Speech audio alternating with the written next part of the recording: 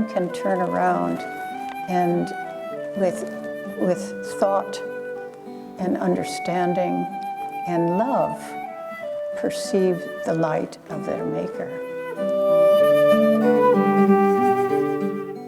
Good morning. Good morning to those online.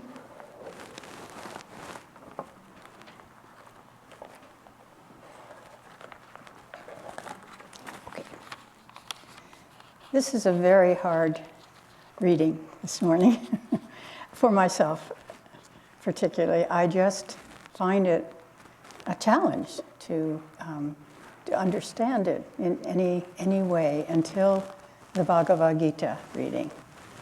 And then what I find happens is that I just melt into that description of the light. So I guess the point is, you don't have to understand it, but you have to know that it's part of our reality. And that's the part I want to try to share with you.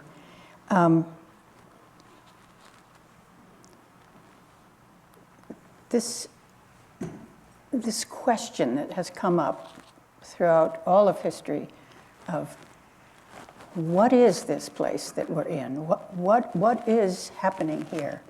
How did this all come about? And what's our part? And what should we be doing? These questions come to us along the line of growing up and frankly, having many lifetimes to ask and start to understand the answers. And I think essentially we have to understand that there are many worlds that we are living in simultaneously. And the autobiography is a wonderful romp through those two worlds being so completely open to Yogananda from childhood. He was well aware of this cosmic light and had experiences of it, but have any of us? Maybe not. But then how do we get there? How do we receive the blessings of the light that is behind everything? Well, I thought through this weekend, and I realized that a place to start is to understand that there is a spiritual evolution that our souls, individual souls, all go through. When we talk about evolution generally in society, we think we're talking about Darwin, and we're talking about the next step, which is to try to understand how we as human beings came about. And there's some fuzzy places in looking at that. Master said, in essence, that man was a special dispensation. Master went so far as to say that theory of evolution is just a theory of physical evolution. And what we are ultimately interested in is spiritual evolution. So once again, where do we fit into the picture? Well, Master gives hints of this in his autobiography once again. He says he remembers himself as a diamond. I know that in the 80s, when I was approaching a decade of buying crystals for the East-West Bookshop, I was drawn to many different ones because of the light that they held, because of the clarity that they reflected. And then my customers would describe to me how they used crystals in healing. And so there was a consciousness in that aspect of the world. And so Master remembers being a diamond all of us have been a crystal of some kind. I don't know whether we have to go through the whole crystal system in our spiritual evolution, whether our soul needs to be a citrine and a aventurine and then something else, but there it is. So now we have this aspect of light that we're all drawn to in the physical world, and we're all drawn to in the celestial world. I was reflecting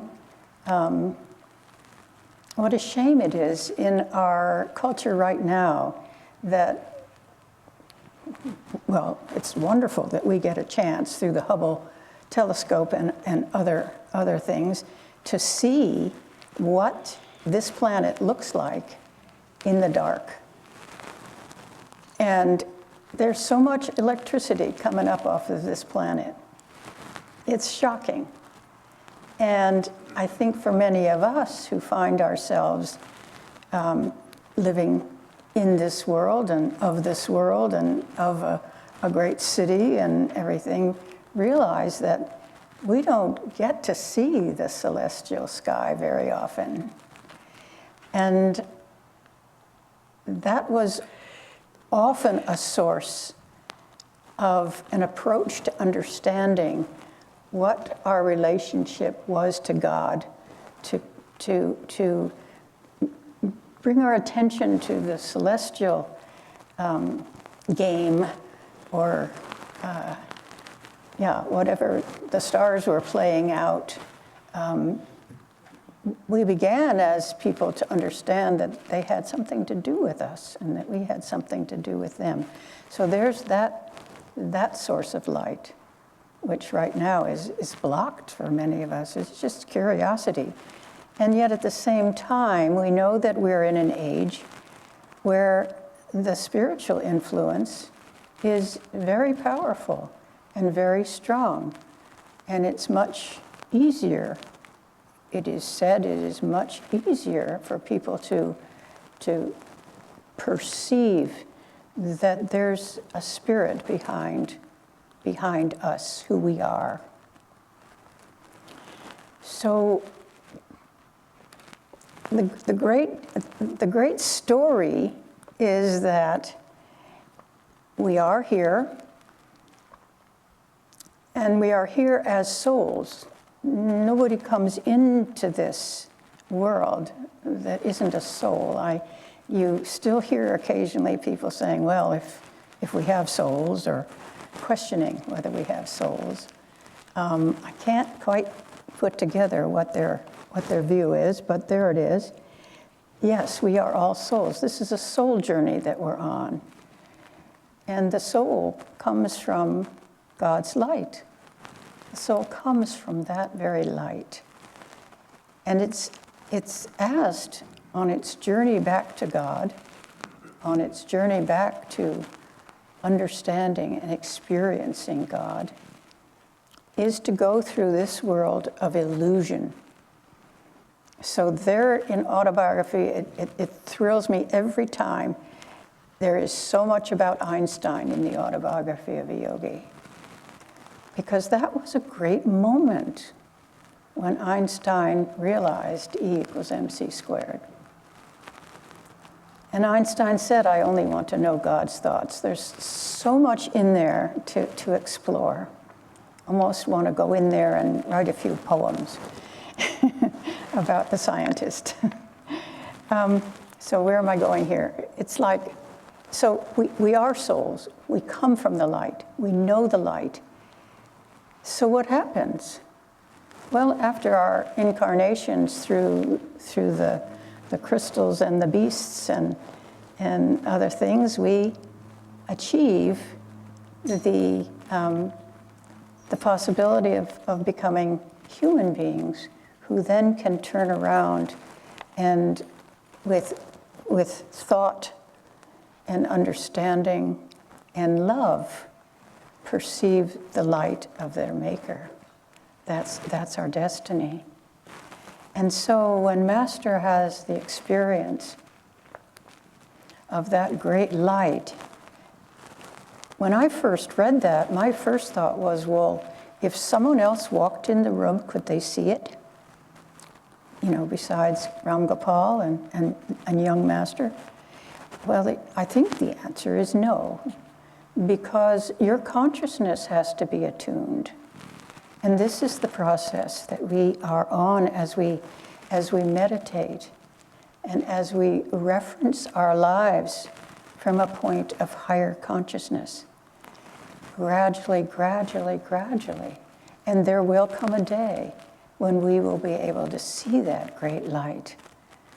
But meanwhile, we know it because we feel the truth of it.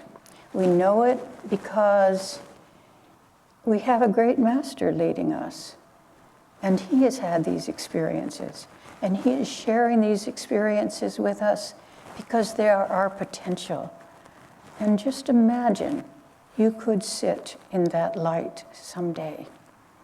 And certainly we have had a sense of that light throughout our lives, in perhaps when our prayers were answered.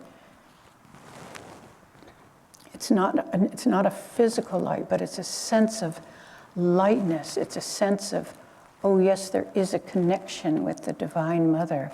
There is a connection with the love of the universe. There is a connection with all of those qualities of God that we use in our affirmations and our visualizations. There's love and peace and calmness. Have you ever had a meditation where you've tuned into calmness and calmness really came to you? It's quite extraordinary. And peace and joy and love, yes. And I think that where we, you know, I don't think you step into the experience of the great light or the experience of God except through the heart. So it's an interesting journey because we are always trying to understand with the mind, and that's important. There are understandings that we can reach that way. But until we make our relationship with the Guru personal and string our beads on the string of love in connection with him, then it doesn't happen. So it's such an interesting journey. It's not surrender of any of our other faculties. It's just putting them in the right order. So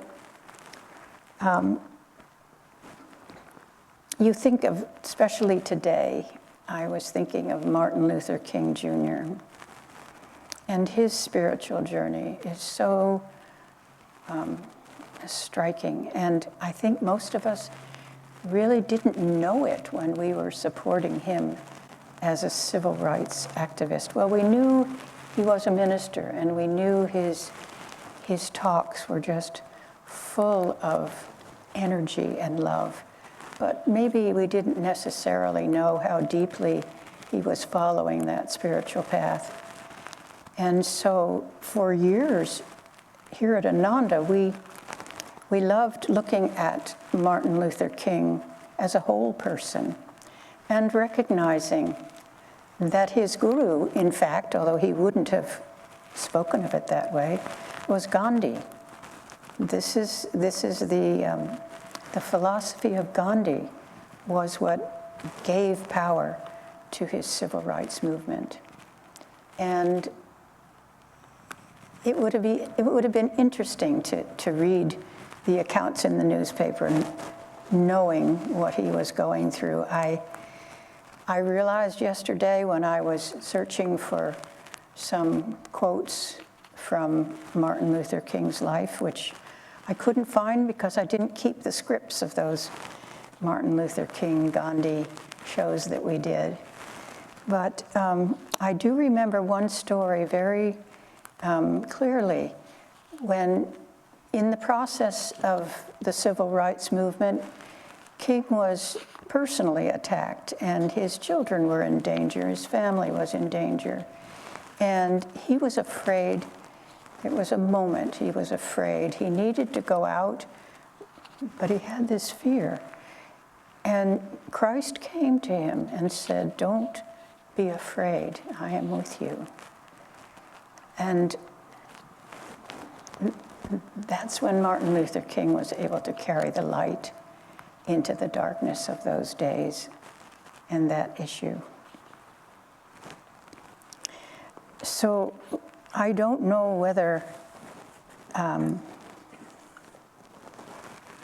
done justice to this topic, but it's been very thrilling to feel the curious duality of our situation, which is to be a part of this huge universe and the processes that it's going through, to be deeply a part of that, and at the same time we're asked to ask ourselves and tune in to answers for the ultimate questions, like, why are we here?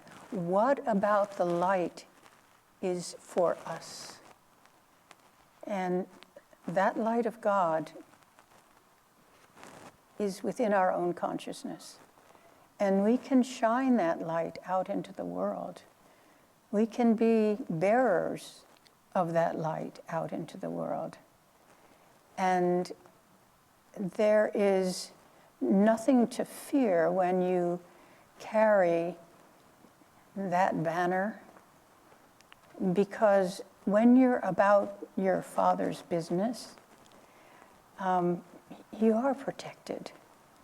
And what else are we going to do but carry that light to others?